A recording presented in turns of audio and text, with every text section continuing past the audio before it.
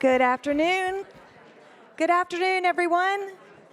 We still have some people trickling in, but I want to go ahead and get started. I'm Katie. I'm the general manager here at ADAC, and I want to thank all of you for joining us for Design ADAC. We're so thrilled to be here. I want to first do a few housekeeping items. I want everyone to remember to pick up a copy of your event guide. They can be found in the back over here by the magazines. This just tells you where to be and what to do all week. If there are events that you're not already signed up for, make sure that you do sign up for them. Our team is here and they can help with anything that you need, but we do have some events that are selling out, so be sure that you're signed up as soon as possible. In the event guide, we also have all of our social media handles for our speakers, our media partners, and of course ADAC, which is at ADAC Atlanta, and we're using the hashtag Design ADAC this week. So have some fun with us on social media, take videos and pictures, and make sure that you use those handles and that hashtag. I want to thank our media partner today. That's Atlanta Homes and Lifestyles. Awesome team at Atlanta Homes and Lifestyles. Thank you so much. And our showroom sponsor today is Century Furniture. And remember that after this presentation, we're going to go upstairs to the Century showroom in Suite 212. So with that, I'm going to turn things over to Lauren Iverson, who is the editor-in-chief of Atlanta Homes and Lifestyles. Thank you, Katie. Hello, everyone. And thank you, ADAC, for having us today. We have a really great conversation lined up for you guys with these 3 top design talents. So very excited to pick your brains a little and gain some inspiration. So without further ado, I would like to introduce our panelists today. On your right, we have Evan Millard.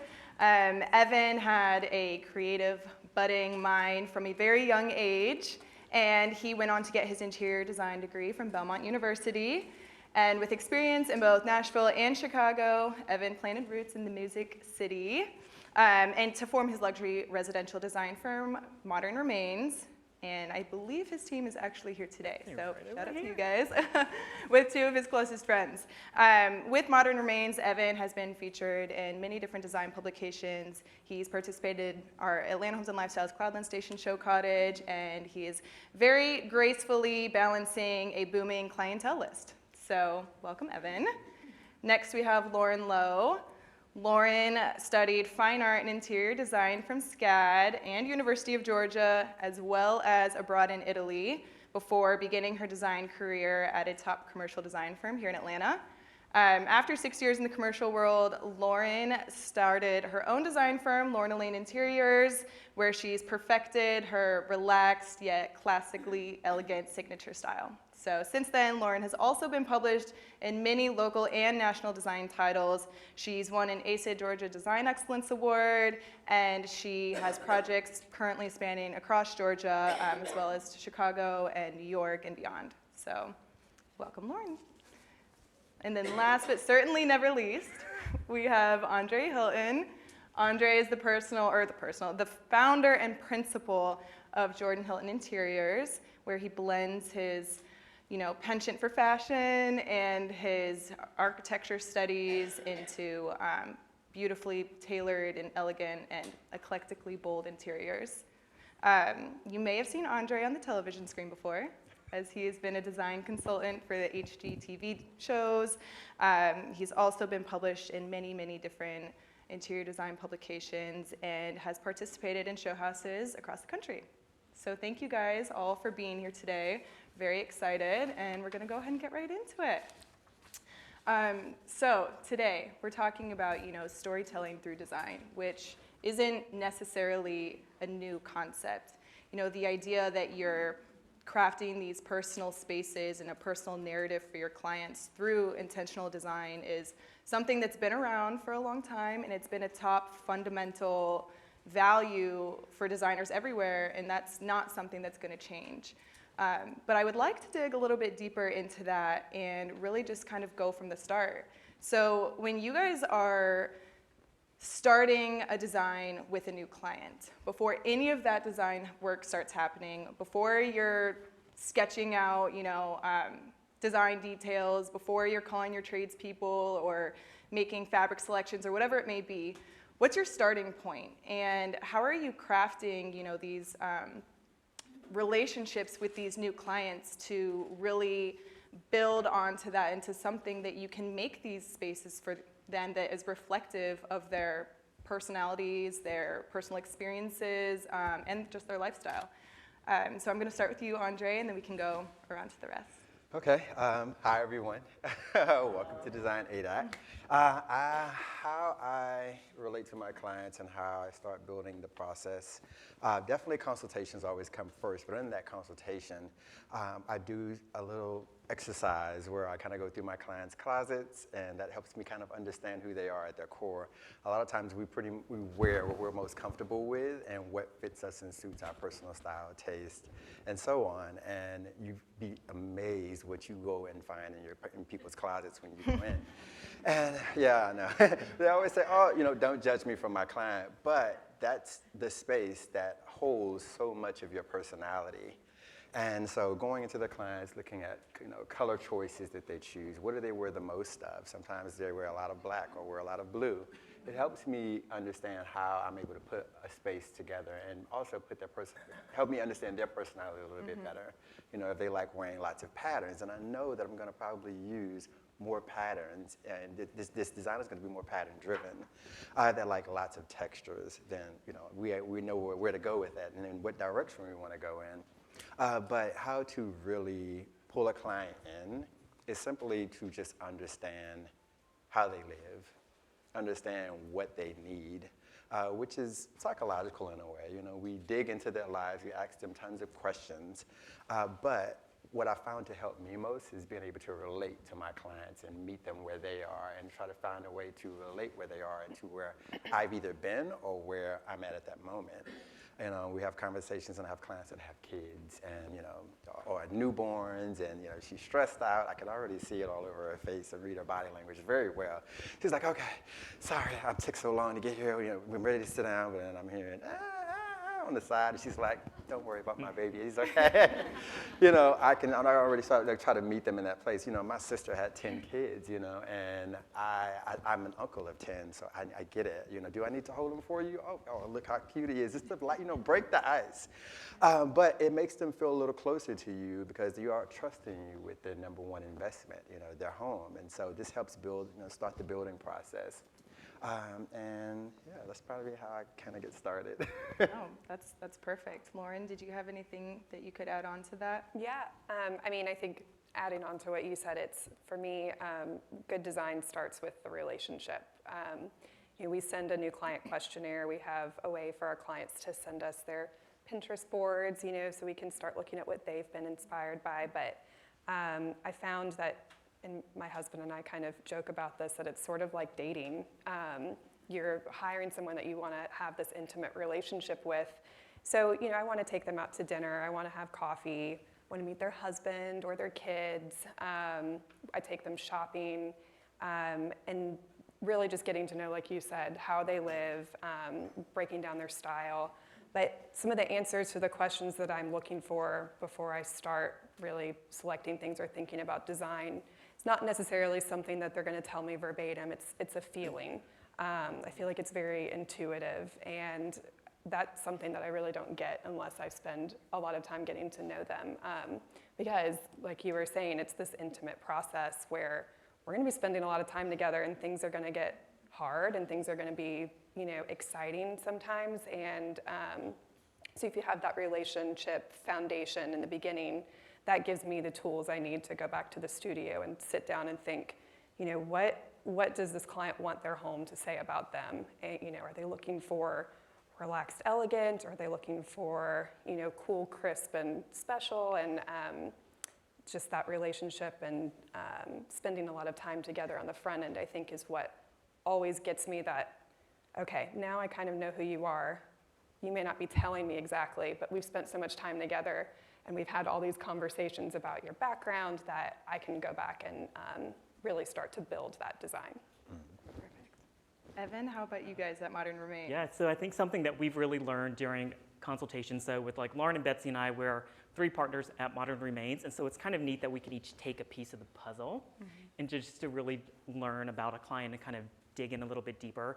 But I think something that we always try to ask our clients during consultations is we ask them, have you worked with a designer before?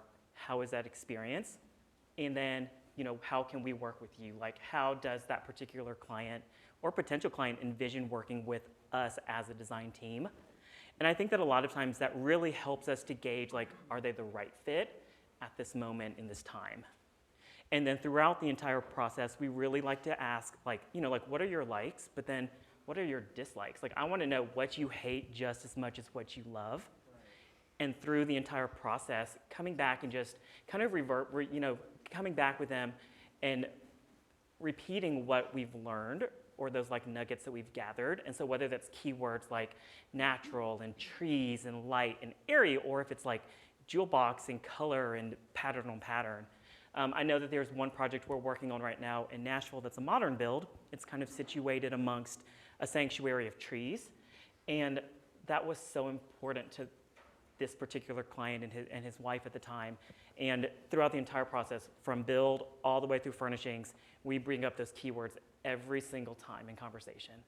And so that really just helps to show a way that like we've listened, we care, and when things get hard through the process of design, as it often does, it kind of helps to put that little check back in their head of like, oh yeah, here's what I love, or here's what I dislike. Mm-hmm. No, that's great. And it's interesting, all of you kind of have a similar theme going where you're really spending the time to be with these people and learn their lifestyles and learn their personalities and what makes them excited and what puts them off.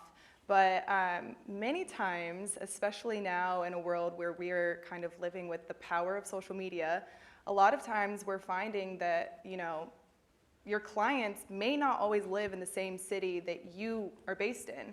And they may not be as accessible to you as your local clients are. So how does your design approach differ for those clients when you can't just pop over to their house and go through their collected goods or meet them on an afternoon to go through, like stone somewhere? How does that approach different for you guys? And how do you make a comparable experience for those long distance clients as you would for your local clients?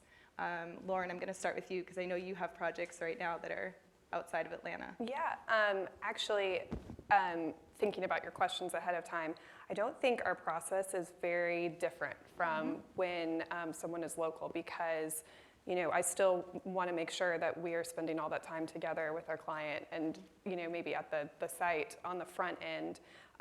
So I just am very upfront with my clients or potential clients that are out of town that, there's going to be some travel involved, and the cost comparison of what the final product is to a little bit of travel in the process is pretty insignificant that it usually works. But if I've got to get up there and go through someone's art collection, we're going to fly up there and we're going to go up to go through the art collection together.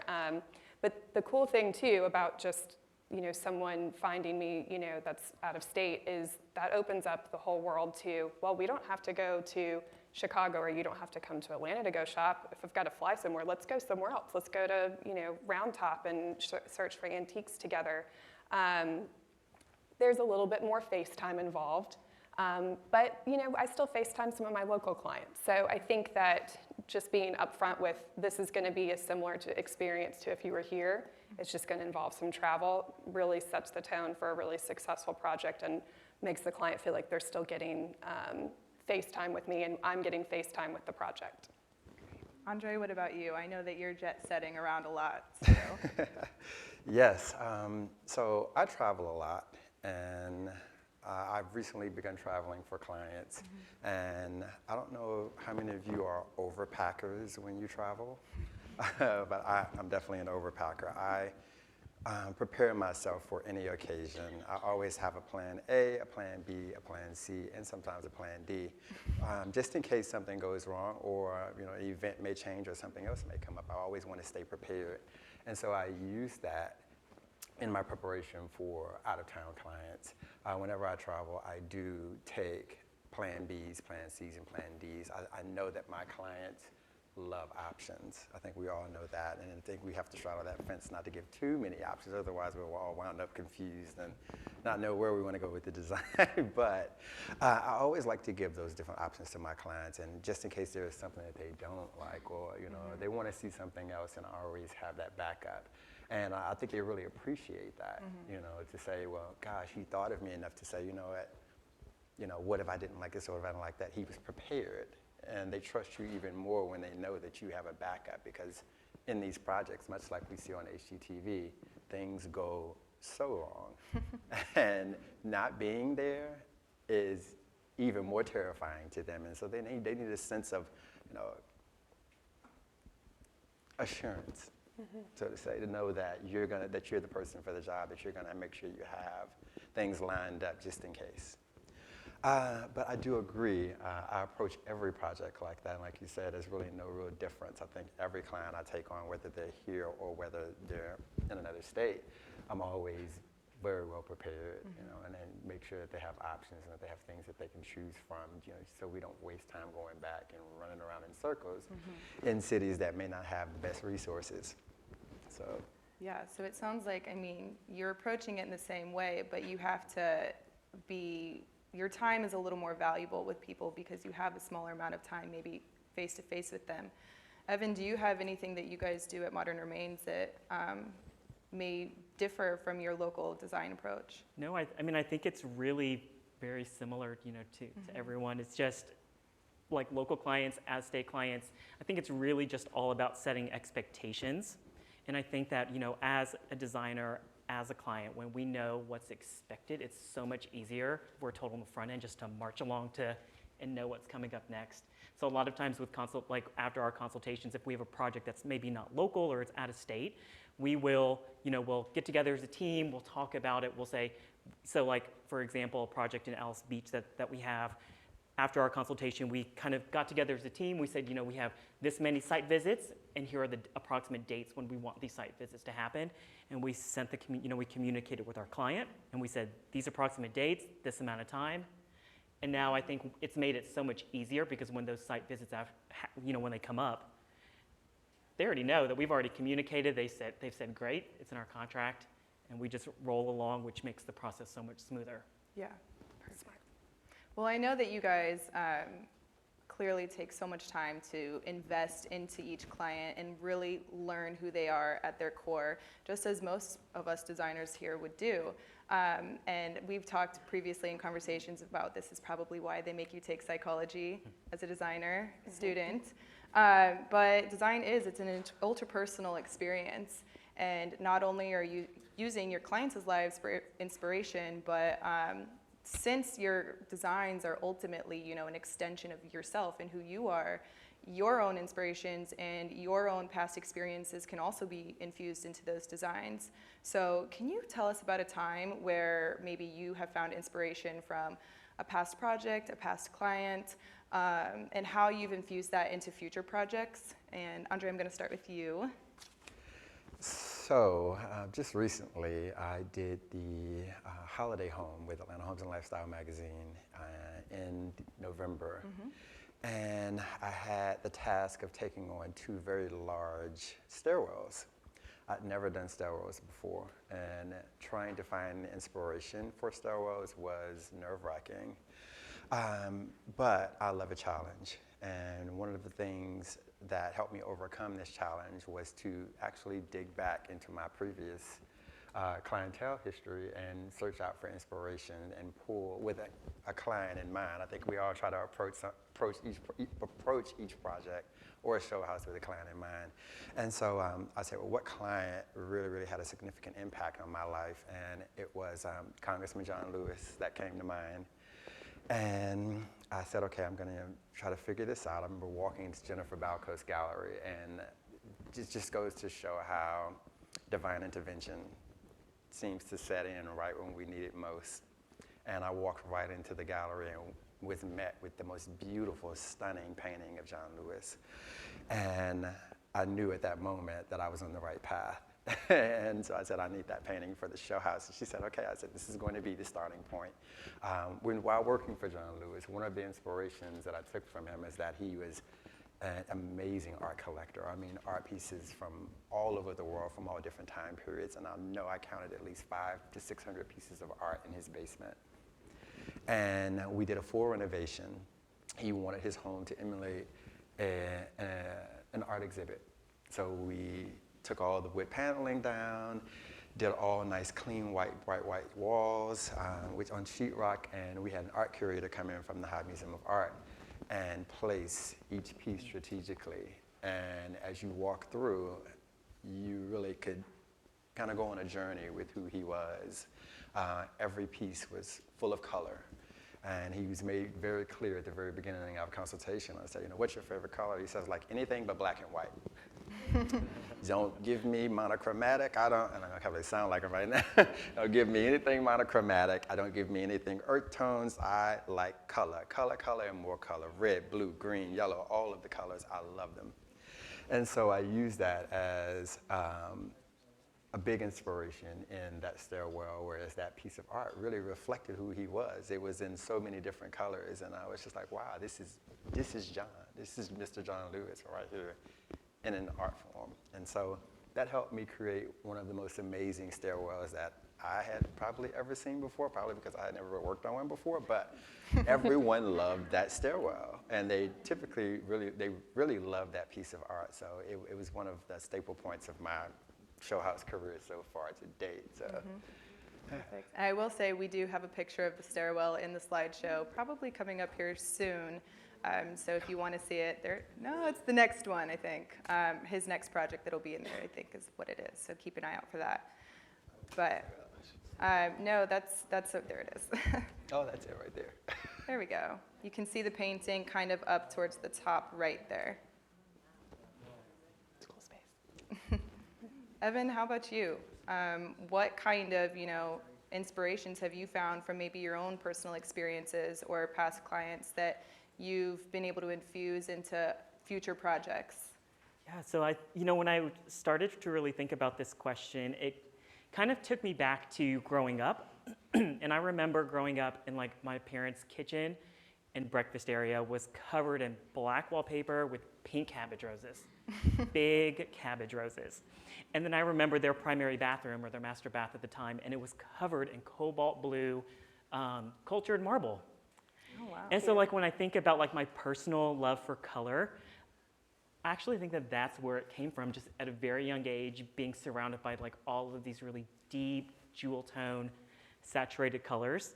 And so I think when I think about design from a personal standpoint, I think I love the emotions that a color brings, and I love how it can envelop you and how it can change a mood and how it can change an attitude and really influence like how you move forward on a daily basis. In one of the projects that's on the slide, we did this really beautiful breakfast room in Nashville, and it's all shades of pink, basically shades of pink and yellow, and it was inspired by nature. So I think when we think about nature, we often think about neutrals, and we think about greens, and we think about blues. This particular project was inspired by parrot tulips. So I think that when we think about how we design in nature, like there are so many just different facets and areas that you can pull from for inspiration. It's cool. I can relate to you on that. I grew up with a very bright watermelon pink kitchen. And so I have an affinity for color too sometimes. So I can see what you mean by that. But Lauren, what about you? Do you have anything that comes to mind when you think about, using past inspirations for future projects? Yeah, I would like to see this bright blue cultured marble. Yeah. Well, for me, I mean, I'm such a sentimentalist. It comes from my dad's side of the family, but children's rooms are probably one of my favorite things to design. And when I got to design my son's nursery and then my daughter's nursery, who was born last year, pulling from my childhood memories was kind of my inspiration for that. Being a sentimentalist, I keep things that I've had since I was a kid. So I think the pictures are up there. My son's nursery I did in a blue and white stripe. When I first decided I was going to be a decorator when I was a kid, I was like 10 years old. I did a coastal theme in my room, so I made like sand dollar art and painted it blue. And so my son's room, I feel like, is sort of the more grown-up version of that decorator room. And it was so special because I framed my childhood teddy bear and put it in there. And I have pictures, some drawings of the city where my dad's sailboat used to be, and just kind of bringing in those little personal touches. And of course, bringing the baby home. I was a big weepy mess in that room. And then my daughter's room, I painted. I was trying to decide if I was going to do wallpaper or paint, and then when I decided to do paint, because I put all of my money into the drapery, I picked a paint color that my mom and I painted our kitchen growing up, and I have used that paint color basically everywhere I've lived since then. My college roommate and I painted our dorm that color, and then apartments I've lived in when I was single.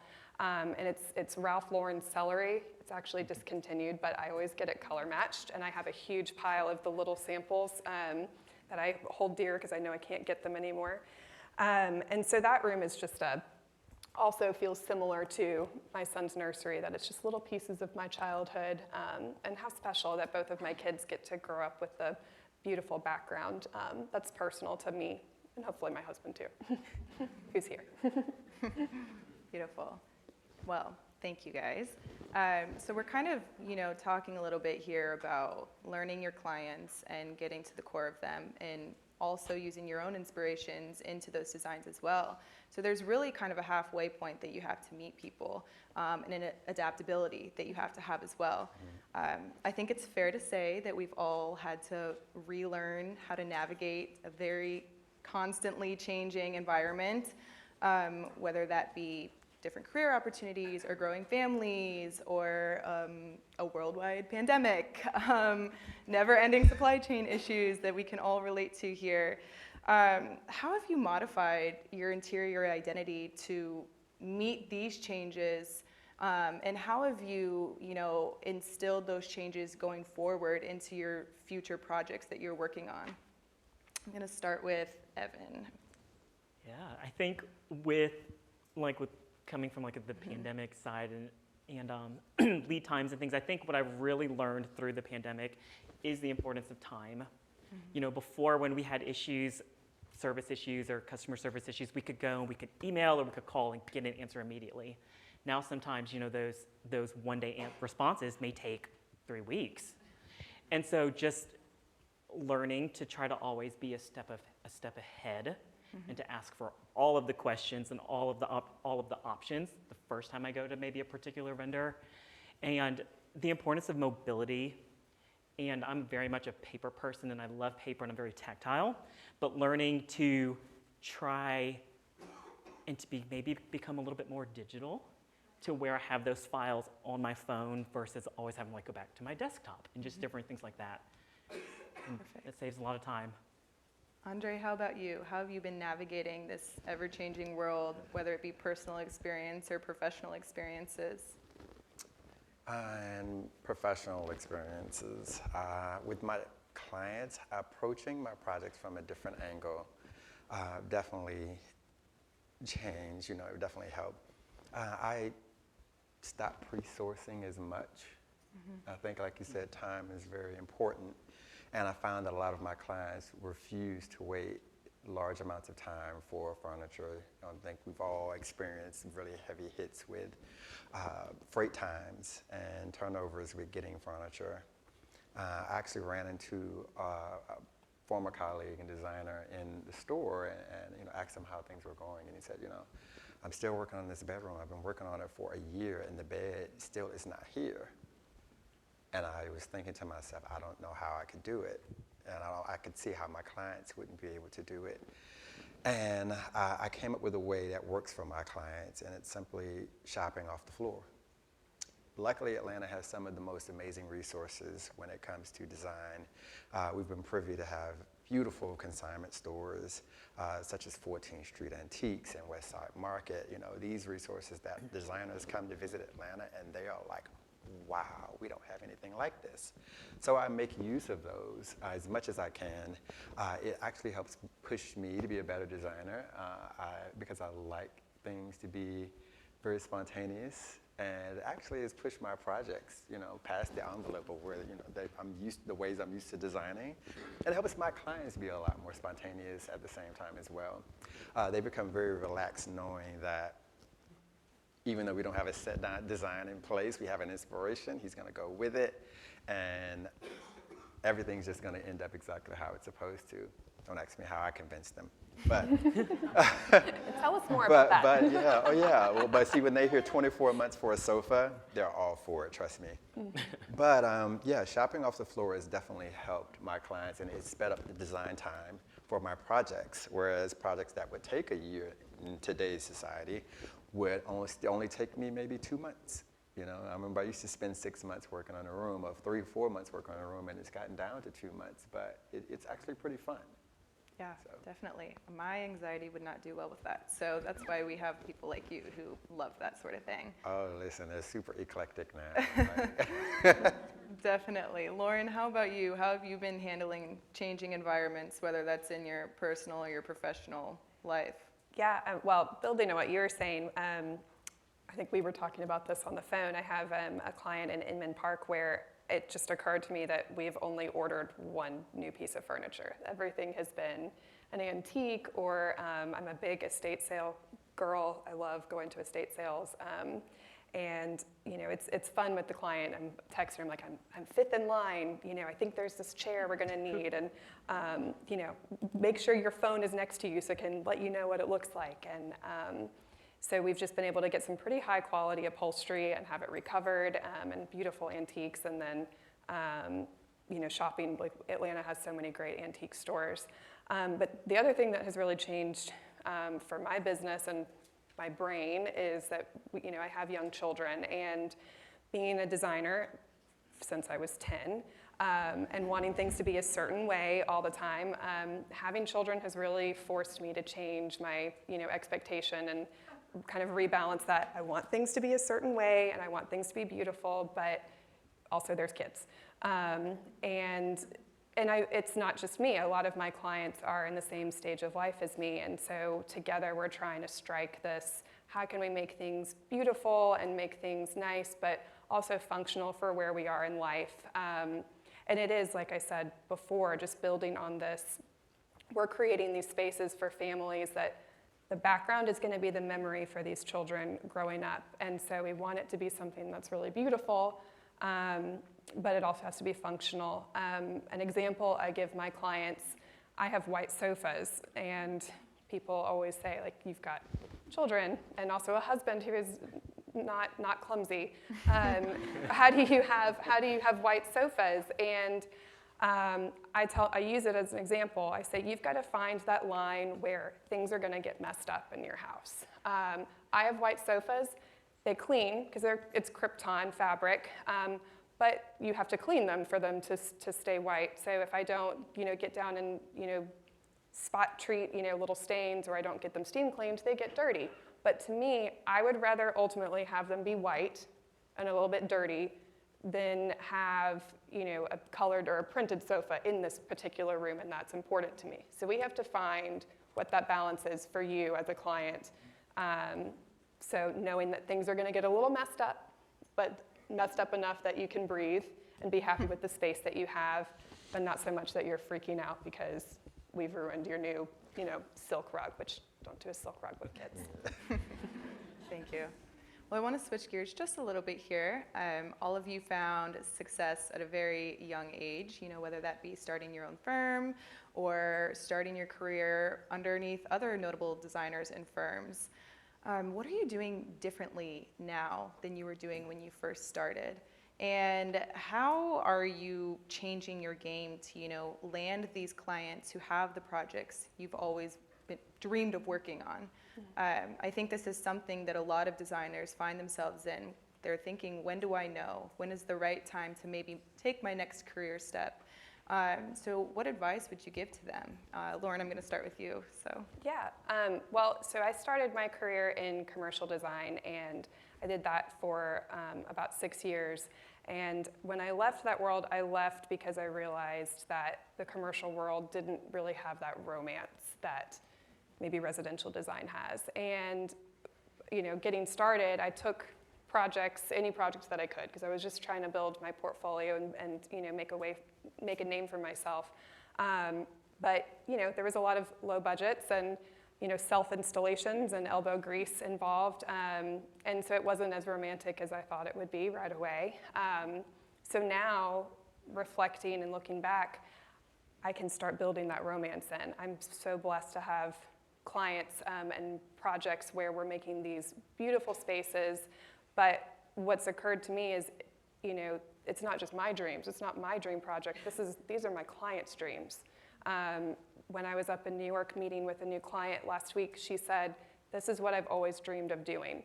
I know my family doesn't understand why I'm, you know, investing in my interiors, and my husband's family doesn't understand, but I have always dreamed of hiring a designer and making, you know, working closely with that designer and making spaces that I've always had in my brain." And so it's not just these spaces, it's the process, and I'm just trying to remember and dig back to when I was a kid where I wanted all of this romance, and now bringing it into my process. Perfect. Evan, what about you? What have you been doing differently since when you were a brand new person on the scene that is maybe beneficial to people to learn about for this kind of thing? Yeah, so we started Modern Remains almost 5 years ago now, and before that, I worked at a firm both in Nashville and then also in Chicago. And I think what's different now than then is I see spaces more complete in my head, and I realize that like a selection is not just a selection. That selection impacts every selection. Room, or it's a piece on the other side of the home. Every piece impacts another piece, and every decision does. And so I think that when we're working with clients and when we are trying to kind of distill what their dream is, that sometimes, you know, we don't always know, like we have an idea, but we don't always know like what it's going to take to get there. So having the confidence and learning to push just a little bit more, you know, especially if I can see that client's dream and maybe the client knows what they want, but they don't know what it takes to get there. And I think at the end of the day, you ask for it, and if it's a no, then you haven't lost anything. But if you ask for 10 pieces and you get 3 of those, that project is so much better just because of those 3 additional pieces because we asked. And it's okay to ask again. And it's okay to ask again. And maybe again. Bring it back again for the installation. They'll say yes. Great advice. André, what about you? For me, what's changed from back then? I came up under Smith Boyd Interiors, which is Michelle Boyd, here in Atlanta about 7 years ago. And I only did that internship for 6 months. And I had this conversation with a good colleague of mine, Jason, in the back, who we both, sat and talked about me only doing the internship for 6 months and then branching out to start my own business.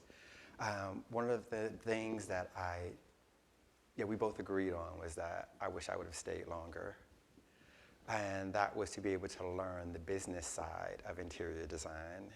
I'm super creative, but what a lot of people don't, what you don't learn in interior design or the studies of interior design, a lot of times they don't teach you that there is a heavy business side. And it's 80% listening and 20% execution. And that took me some years to learn. I've gone through the ups and the downs of being a one-man show for about a good 5 years before, things started to take off.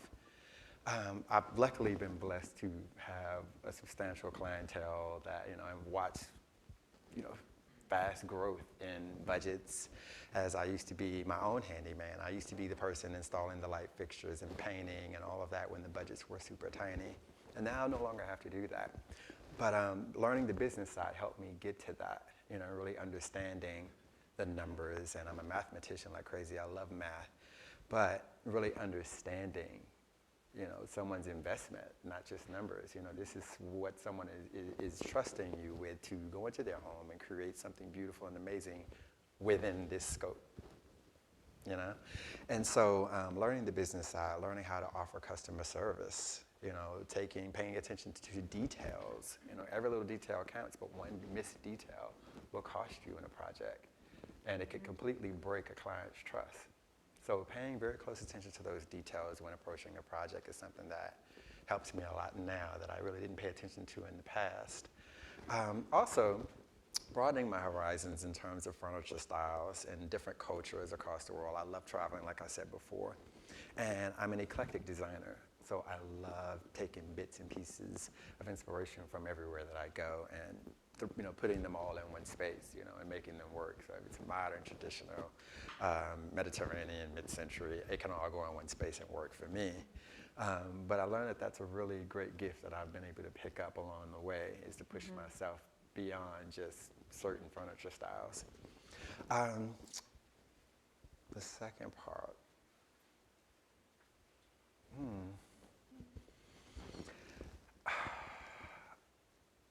I guess I can say it's always going to be a journey. Every journey is different for everybody. And I think when we get into this field, people see the glitz and the glamour, and they think that it's just, oh, God, this is all it's about. My journey alone,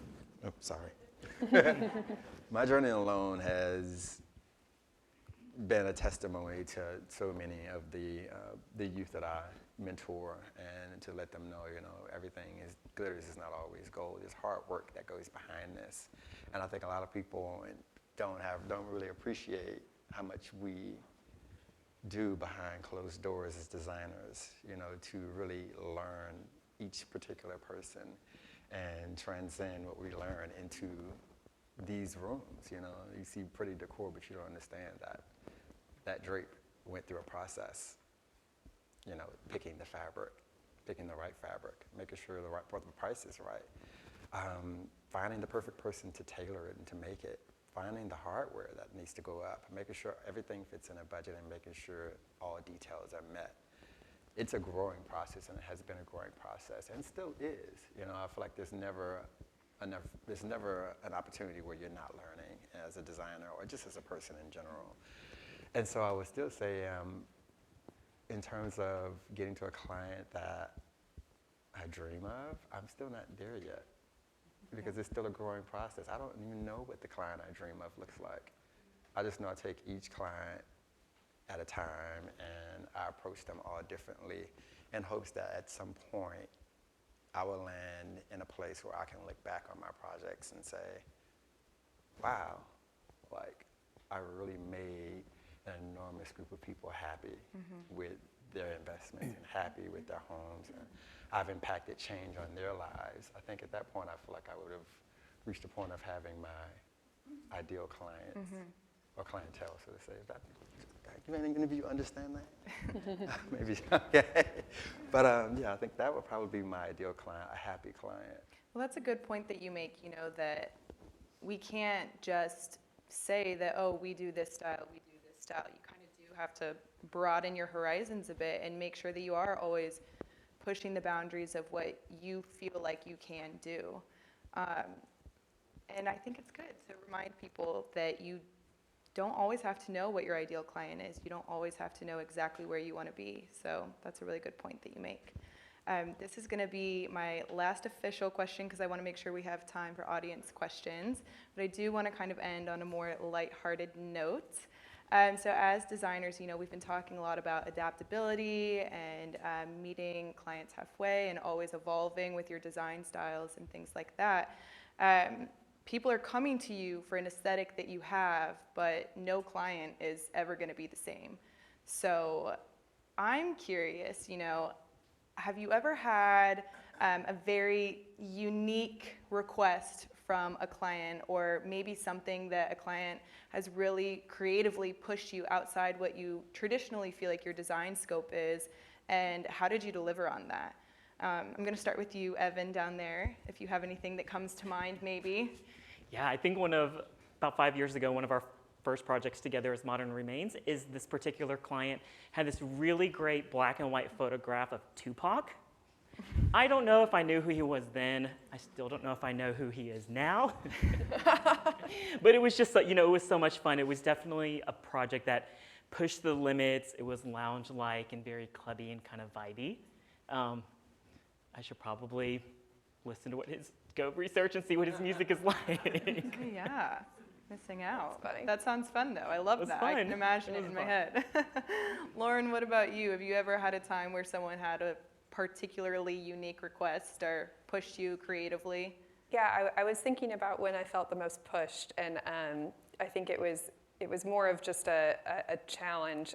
A client in Chicago she bought a house that she made it clear she didn't really want because she wanted an old house, and it was like a 2000s build. And it was hard because we wanted to infuse sort of that character and make it feel like it was an older home, and it just had one of those early 2000s entryway foyers with the 2-story and the big window, and I don't know how you can put a Band-Aid on that. And so I bought her a light fixture, and we did a rug, and I had to sit on it for a minute to see what else I could do creatively to make that space feel, have a little bit more charm and less early 2000s. So we did I finally came up with some ideas, and we did some trim work and some architectural lighting, and I actually made her do some stuff to the front of the house before you walk in, so it's this whole approach thing. But it pushed me so much that I said, I'm going to get you some things you need to function, but I actually don't know what I'm going to do for this. I need to sit for a little bit, and hours of Pinterest and coffee table books, I finally came up with a plan. But Pinterest will designers help you. get stumped too. It's a good thing to remember. André, do you have anything you'd like to add? Yes. So I have this client, and I don't know if you guys know Egypt Sherrod from HGTV, and she's near and dear to me, so please don't tell her I said this. But when I first met her, I was super mortified. I was so intimidated because I had watched her for so long, and I knew exactly who she was. And she had had a really bad experience with a designer prior to me. And so this, of course, made my process a little bit harder, trying to gain a client's trust, but also dealing with someone who knows design so well. Working for HGTV, she's seen a little bit of everything and has done a little bit of everything. And so having this client in general, what am I going to do? So I came in and, for a consultation, she talked to me and she said, look, I have a horror story. If you can see, my walls are dark. I like light and airy. This happened, this bought. I didn't authorize this, but I got stuck with it and a $1,200 bill. I need you to fix this, and this is all I'm spending. I'm not giving you any more, any less, and I need you to work with it. And I was like, okay, so now I have to undo someone else's mess and figure out, which is the hardest part, what this lady likes. She's so sure of herself, and she knows exactly what she likes, a little bit of everything. And so this was challenging for me because during the process of working with her, she sent me pictures, and every one of the pictures that she sent me from inspirations was completely different. I mean, one day it was modern, one day it was traditional, one day it was rustic, one day it was mid-century, and I was just all wound up in my head. I remember having this crash and says, I have designer's block, I don't know what to do, I'm so confused. And I met with her and she says, well, you're just gonna have to figure it out. I was like, what? She says, if you can figure this out, then you are the designer that I thought you were. So I met her originally before she got hired the other designer, but she went with the other designer first. So, but then she ended up back where she started, and she was like, okay, I'm very intuitive, so I'm coming back around, so I need you to land this, I need you to get it right. I said, okay. Pondered and pondered and pondered, worked and worked and worked, and stayed in the office until I pulled a little inspiration from each picture. And just because it was at face value didn't mean that that's why she picked it. Some things were just aesthetic based. Mm-hmm. And some were that she actually loved the furniture. And so I made my text messages to her, I sent her pictures back to her. I said, let me know what it is about this part that you like. Let me know about this. What is it in this picture that you love? And some of it was furniture, some of it was aesthetic. And I used the answers that she gave me to put them together and created something that was absolutely beautiful to her. She came in, I sent her out for the weekend. I was so excited about, this reveal, and she came home and she had her mom with her and she just burst into tears. Mm. And at that moment I felt like I had a friend for life, like a big sister. And she was like, you don't understand what this means to me. Like, for you to really have every little piece that I love in this space, like, I didn't think anyone could do it. And I can't do it because I'm not a designer, but I had a vision and you executed it. And that, I want to say, stretched me. Mm-hmm. After that, I went home and I just passed out. I was done. But that pushed her to pulled me in on HGTV. She had this show called Flipping Virgins. And I had never done this before. So this was another push, another challenge. She figured if she could push me this far, someone could decorate her home, okay, what else can you do? She pulled me in and said, hey, I want you to be the design coordinator behind the scenes and help designing these homes for this show. She said, it's not just residential design, it's staging, but I still need a designer eye in mind. The ratings were low from the staging last season, so people didn't like what they saw. We take viewer feedback, and now we need you to upgrade. The budget's a little better now, so I said, okay, so you mean tell me I have to design the house? I'll pick all the colors for the exterior, interior, design the renovation. I do have my degree in architecture from Prairie View A&M University. And so I said, okay, well, I could utilize my architecture degree, something I hadn't done yet, since the pandemic was all crashed. But it offered me an opportunity to really push myself and really, stretch myself as a designer. So I went fast forward, and it was a lot more work than I expected, but we fought through it, and she had their first successful season, and it went on for 3 seasons later until they ended the show. But it was a great experience. I'm glad, it helped me figure out how to, my abilities, what I could do as a designer. So I'm really thankful for her. That's amazing. I'm sure that most of us understand, the big reveal is one of the best parts and most rewarding. So it's exciting. Well, thank you guys. I do want to open it up for audience questions. If anyone has something they'd like to ask the panelists, just raise your hand and Katie will come around with a microphone. Any questions? Anybody? No?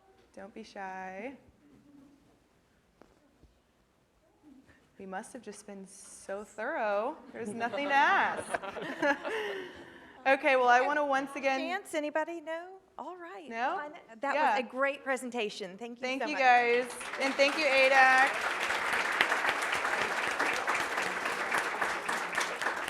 All right, and I want to invite everybody up to the Century Showroom in Suite 212, and we can continue the conversation there. Thank you so much to our panelists. This was awesome.